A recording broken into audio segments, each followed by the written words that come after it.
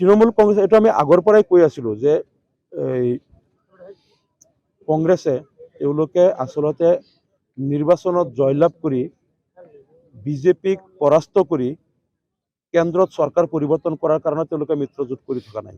সেইটো যদি কৰিলেহেঁতেন তেনেহ'লে অসমত তেওঁলোকে প্ৰথমেই মিত্ৰতা কৰিলেহেঁতেন AUDFৰ লগত।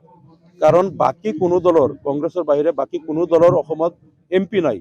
AUDFে একমাত্ৰ দল বিৰোধীৰ ভিতৰত যোনে দলৰ জন্মলগ্নৰ পিছৰ পৰাই প্ৰত্যেকবাৰ নিজৰ MP জিকাই আহিছে। এবাৰ 3জনলৈকে MP জিকাইছে। গতিকে সেই AUDFক মাইনাছ কৰি তেওঁলোকে কিছুমান নাম নিচান নথকা দলক লৈ তেওঁলোকে অসমৰ পৰা নিৰ্বাচনী বৈতৰণি পাৰ হ'ব বিচাৰিছে। ইয়াৰ উদ্দেশ্যটো হ'ল যাতে তেওঁলোকে ভোট বিভাজন ঘটাই বিজেপিক কেনেকৈ জিকাই টকা ল'ব পাৰিব, এইটো তেওঁলোকৰ ধান্দা। এই একেই ফৰ্মুলা তেওঁলোকে 2019তো লৈছিল। তেওঁলোকে পশ্চিমবংগত, উত্তৰ প্ৰদেশ, দিল্লী বা ত্ৰিপুৰা, বিহাৰ আৰু অন্যান্য ৰাজ্যতো তেওঁলোকে আঞ্চলিক যিবিলাক বিজেপি বিৰোধী দল তেওঁলোকৰ লগত বিশ্বাসঘাতকতা কৰি বিজেপিৰ পৰা টকা লৈ তেওঁলোকে ভোট বিভাজন ঘটাই ঘটাই বিজেপিক জিকাই দিছিল। এইবাৰো তেওঁলোকে নিশ্চয় কংগ্ৰেছে বিজেপিৰ লগত এটা শকত অংকৰ বিনিময়ত হয়তো কংগ্ৰেছৰ যিটো সৰ্বভাৰতীয় নেতৃত্ব হয়তো তেওঁলোক শকত অংকৰ বিনিময়ত হয়তো চুক্তিবদ্ধ হৈছে, যাৰ কাৰণে তেওঁলোকে এতিয়াৰ পৰাই বিত্ৰি কৰা আৰম্ভ কৰিছে। মমতা বেনাৰ্জী, অখিলেশ যাদৱ, তাৰপিছত কেজৰিৱাল বা নীতিশ কুমাৰে ইতিমধ্যে তেওঁলোকৰ সংগ এৰিলে। এতিয়া লাহে লাহে সকলো তেওঁলোকৰ মিত্ৰ দলৰ নেতাসকল অসন্তুষ্ট হৈ পৰিছে। লাহে লাহে তেওঁলোকে শিবিৰ এৰিব ধৰিছে, কাৰণ তেওঁলোকে খেলটো বুজি পাইছে যে কংগ্ৰেছে এই নাটকটো কৰে কেৱল বিজেপিৰ পৰা শকত অংকত ধন ল'বলৈ। তেওঁলোকে চৰকাৰ পৰিৱৰ্তনৰ কাৰণে এইবিলাক নকৰে। গতিকে আৰু কেইদিনমান পিছত চাব তেওঁলোকৰ মিত্ৰ দলৰ যিবিলাক আছে এইবিলাকে যেতিয়া বুজি পাই যাব যে কংগ্ৰেছে বাকী দলবিলাকক লগত লৈ এটা বিজনেছ কৰি আছে, বিজেপিৰ পৰা টকা ঘটাৰ এটা ব্যৱসায় কৰি আছে, তেতিয়া আৰু দলবিলাকো এৰি যাব। কাৰণ কংগ্ৰেছৰ এই বিজেপিৰ পৰা টকা লৈ ৰাজনৈতিক ব্লেকমেইলিং কৰা বিজেপিক ক্ষমতাত ৰখাৰ কাৰণে এই ব্যৱসায়টো তেওঁলোকে বেছিদিন চলাব নোৱাৰিব। কংগ্ৰেছ যে বিজেপিৰ হাৰ্ট, বিজেপিৰ অন্তৰ হৈছে কংগ্ৰেছ। কংগ্ৰেছে তেওঁলোকৰ মানে ব্লাড ছাপ্লাই দিয়ে। বিজেপিৰ ভিতৰত যিমান ব্লাডটো ছাপ্লাই কংগ্ৰেছে দিয়ে। ৰক্ত সঞ্চালন কৰা দল হ'ল বিজেপিৰ, ৰক্ত সঞ্চালন কৰা দল হ'ল কংগ্ৰেছ। এই কথাবিলাক তেওঁলোকৰ অংশীদাৰ দলবিলাকে বুজি পাই আছে।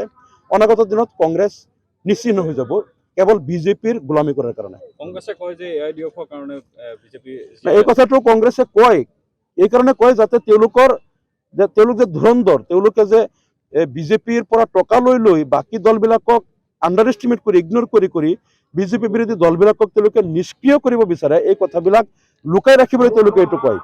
অসমত চাওক, AUDF কংগ্ৰেছৰ বন্ধু নে বিজেপিৰ বন্ধু নে কংগ্ৰেছ বিজেপিৰ বন্ধু? 2019 নিৰ্বাচনত যাতে বিজেপি জিকিব নোৱাৰে তাৰ কাৰণে আমি নগাঁও, কলিয়াবৰ দুটা সমষ্টিত কেণ্ডিডেট নিদি আমাৰ সকলো ভোট দিয়াই ইয়াত 2জন কংগ্ৰেছৰ MP জিকাই দিলোঁ বিজেপিক হৰুৱাবলৈ।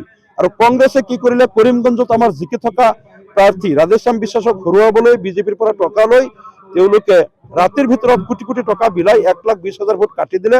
4.5 লাখ ভোট পোৱাৰ পিছত 34,000 ভোটত ৰাধেশ্যাম বিশ্বাস হাৰিলে। ৰাধেশ্যাম বিশ্বাসক পৰাস্ত কৰি বিজেপিক জিকাই দিলে কেইবা কোটি টকাৰ বিনিময়ত কংগ্ৰেছে। অৰ্থাৎ তেওঁলোকে বিজেপিৰ পৰা টকা লৈ বিজেপিৰ প্ৰাৰ্থীক জিকাই দিব আৰু দুখ দিব AUDFক। এই কাৰবাৰটো বেছিদিন নচলিব। অসমৰ মানুহে কংগ্ৰেছক চিৰতৰে বিদায় কৰিব চাই থাকক। এইবাৰ নগাঁও লোকসভা সমষ্টিত কি হ'ব? নগাঁও লোকসভা সমষ্টি AUDFৰ দখলত ইতিমধ্যে আহিয়ে গ'ল, মাত্ৰ আনুষ্ঠানিকতা বাকী।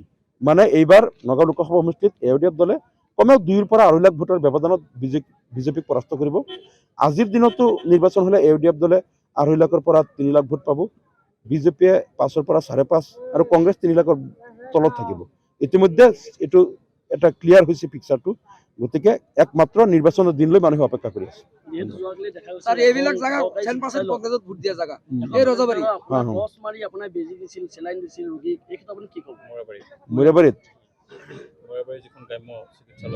আচ্ছা, এই কথাটো মই গম পোৱা নাই।